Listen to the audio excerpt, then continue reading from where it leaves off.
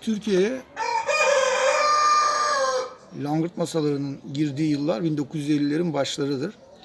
Şöyle, Türkiye NATO'ya üye olduktan sonra bu yıllarda Türkiye'de açılan üslerde bulunan langırt masaları bizim askerlerimiz, teknisyenlerimiz, efendime söyleyeyim subaylarımız tarafından görülüyor ve oyun Türkiye'de yerleşik hale gelmeye başlıyor. Fakat NATO üslerindeki langırt masaları da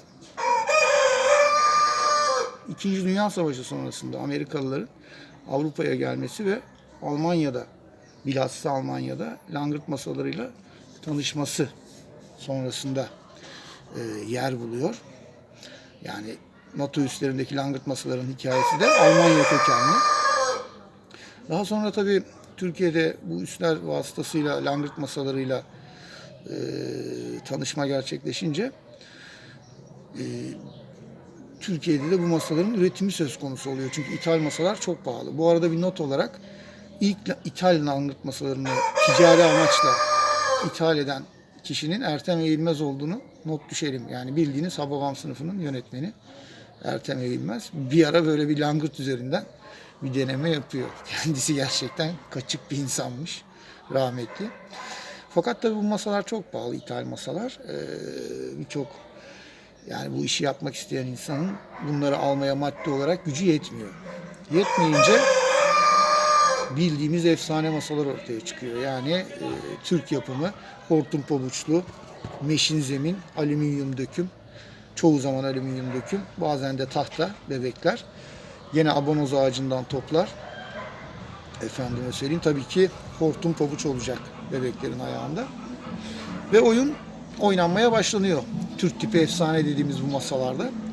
Ama o kadar büyük bir hastalık haline geliyor ki 20 masalı langırt salonlarının olduğundan bahsedilir. Ve doğrudur da yani. O dönemde oynamış insanlarla, birazdan birkaç tanesinin ismini zikredeceğim, ortaya çıkıyor. Böyle dev salonlar. Bir hastalık haline alıyor. Yani her semtte mutlaka var.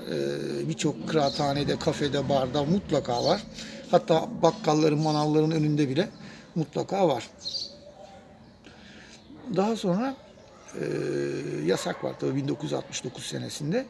Ama o seneye gelene kadar Türkiye'de langırt çok büyük ustalarını yaratıyor. Bizim Türk oyuncuların o dönemde oynayan özellikleri masalardan da dolayı çok yüksek kontrol verdiği için inanılmaz artistik hareketler, ters kepçe, düz kepçelerde müthiş varyasyonlar. Yani şiir yazıyorlar o dönemki oyuncular. Şimdikilerle kıyaslanacak gibi değil. Çok daha ilerideler. Seyirciye izlettirme açısından da öyleler. Renkli kişilikler, oyunları da renkli. O dönem pek turnuvadan bahsedemeyiz. Genelde her mahallenin, her kıraathanenin veya barın veya bölgenin en iyi oynayan bir iki oyuncusu var. Maçlar bunlarla diğer mahallelerin, kıraathanelerin, efendime söyleyeyim bölgelerin en iyileri arasında oluyor. Mesela İstanbul'dan örneklersek Karagümrük'te yenilmez bir oyuncu varmış falan. Adamlar Galata'dan, ne bileyim Mahmut Paşa'dan veya Zeytinburnu'ndan kalkıp o adamla oynamaya gidiyorlar falan. Oynamaya. Yenen eller sıkışılıyor. Şimdi o dönemin benim tanıdığım, şahsen tanıdığım, tabii yüzlerce oyuncu var benim tanımadığım, yüzlercesi yetişmiş. Ama ben birkaçıyla tanışma şerefine nail oldum. Mesela yaş olarak söyleyeyim, en yaşlıları Erol abi var. Elektrik profesörü. İngiltere'de ikamet ediyordu ama ağır sağlık sorunları sebebiyle şimdi Kadıköy'de. Gene İzmir'de devasa oyuncu Yusuf abi var. Yusuf Çekiç. Müthiştir yani, onu izlemek bir şiirdir. Ayrıca oyuna kişiliğini de katar. Oynarken etrafı da eğlendirir. Özlü sözler söyler, şakalar yapar. Konuşma ustasıdır da langırt ustası olduğu gibi. Sonra Mustafa Kılıç var. Mustafa abi. Onu tanıyorsunuz zaten. O bir efsane. Hala da aktif olarak çok ciddi anlamda oynuyor. Efendime söyleyeyim. Bucalı Berber Ahmet'le oynadım. Yaylacık Mahallesi'nde. Kurt Baba'nın kahvesinde. Düz kepçe ustasıdır. Çok inanılmaz bir stili var. Gene Urla'dan Turan abi var. Düz kepçeci o da. Topu çeker. En uzak köşeye en küçük açıyla gönderir. Şarköy'de Hoca Hasan adında oynarken, yani kendi seyirci kitlesinin olduğu ve seyirciyi gördükçe oyununu güzelleştiren coşkunlaştıran, teknikleştiren, şiirselleştiren bir usta var. Başka Tornacı Selami ile tanıştım. Edirne Kapı'da şehitlik. Ondan sonra İki Çeşmelik İzmir'den gene vodka biracı Muzaffer abi, Muzo.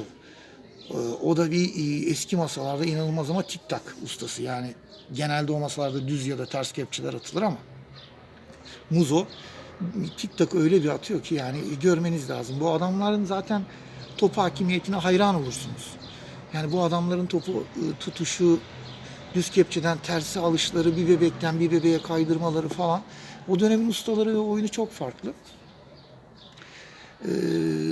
Size şöylece bir genel bilgi sanırım vermiş oldum. Yani dediğim gibi bunlar benim tanıdığım ve benim şu anda aklıma gelenler. Yani benim tanıdığım ve hiç tanımamış olduğum yüzlerce büyük usta 1950'lerden 1970'lerin ortasına kadar, yasak 69'da da gelse 70'lerin ortasına kadar diyebiliriz. Oynanıyor çünkü. Yetişmiştir, oynamışlardır. Bunlardan biriyle tanışırsanız kaçırmayın. Oyunun yasaktan sonraki durgunluk, sönme, gerileme diyelim. Klasik tarihi tanımla dönemine girdiği ortadadır. Daha sonra Murat Mutlu tarafından 2000'lerde bu oyun tüm yönleriyle, tarihiyle, ortamıyla, ruhuyla, sportif ve eğlence yönleriyle tekrar canlandırıldı. Ama bu başka bir hikaye.